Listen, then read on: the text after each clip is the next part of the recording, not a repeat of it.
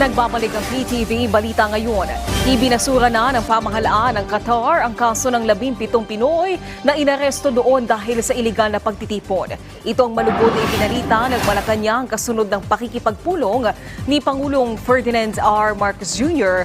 kay Qatar Ambassador to the Philippines Ahmed Saad Al-Humidi. Ayon kay Palace Press Officer at PCO Undersecretary Claire Castro, patunay lang ito ng mabilis sa pag-aksyon ng Pangulo para sa kapakanan ng mga overseas Filipino workers. Ayon kay Ambassador Al-Humidi, ito raw ay refleksyon ng maganda at matatag na pagkakaibigan ng dalawang bansa. Ang pagpapalaya ay bunsod ng utos ng Pangulong Marcos na tulungang makalaya ang DMW, ang na 17. Isa good news.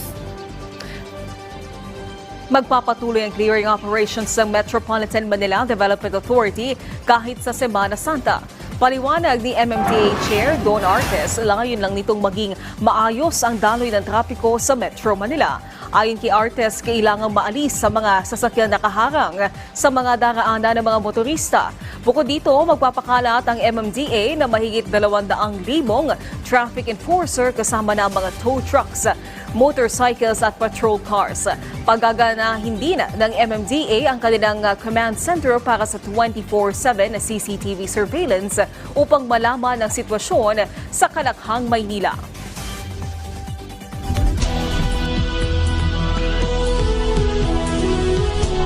Umakyat na sa mahigit 30 reklamo na may kaugnayan sa vote buying ang natanggap ng Commission on Elections. Ayon sa COMELEC, karamihan sa mga ito ay naitala sa Metro Manila kung saan 23 ang sinasabing bumili ng boto, habang ilan naman nila ay may kinalaman sa paggamit ng pondo ng bayan. Samantala, nanawagan naman si Manila Mayor candidate Sam Versosa laban sa mga bentahan ng boto ngayong nalalapit na ang eleksyon.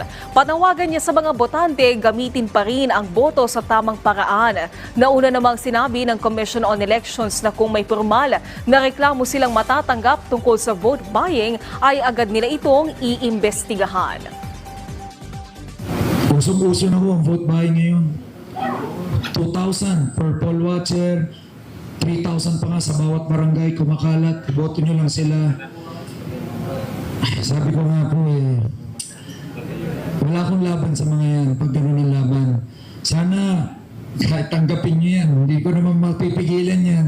Bumoto na lang kayo ayon sa konsensya ninyo. Samantala, alamin natin ang ibang balita sa PTV Davao mula kay Jay Lagaw.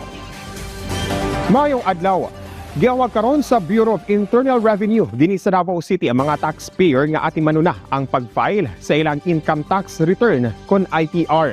Mamahimo kining maproseso pinagi sa pagbisita sa website sa BIR. Kung asa ma-access ang Electronic Bureau of Internal Revenue Forms kon BIR forms nga magikinahanglang i-fill out. Kung galing manginahanglan og assistance, mamahimo gyapon nga mobisita sa Revenue District Office sa Davao City nga naimutang sa Bulton Extension, Davao City. Gipunto sa BIR Revenue Region 19. Nga importante ang pag-file og ITR sanglit ang pagbayad og tukmang buwis. Responsibilidad sa matag usa. Wala na ipahigayon pa nga extension ng BIR sa pag-file sa ITR nga kutob na lang karong Abril 15 ning tuiga. It's possible kasi gusto natin na magbayad lahat ng taxpayers ng tama. So, yun, may mga measures kami to check kung tama yung pinabayad nila or kung kulang. Migulang ana sa 81.51% o 216 sa 265 ka mga establishmento sa Davao Region ang padayong nagatuman sa General Labor Standards. Kini base sa resulta sa Labor Inspection of Technical Advisory Visit sa Department of Labor and Employment Condole Region 11 nga gipahigayon natong Marso ning tuiga. Ang mga non-compliant establishments padayon sa pagbuhat og mga lakang aron nga makabot ang mga regulasyon sa gobyerno. Ang mga inspeksyon nagpakita sa ligong pagpaningkamot sa riyon sa pagpalig-on sa mga labor standards padayon sa Bang Dole 11 sa pagbisita o pagpahinumdum sa mga patigayon sa importansya sa pagsunod sa balaod alang nasab sa kaayuhan sa ilang mga empleyado. Huwag mo ka to ang mga nag-unang balita din sa PTV Davao. Ako si Jay Lagang. Mayong adlaw. Daghang salamat, Jay Lagang. At yan ang mga balita sa oras na ito. Para sa iba pang update, i-follow at i-like kami sa aming social media sites sa @PTVPH. Ako po si Naomi Tiburcio para sa Pambansang TV sa Bagong Pilipinas.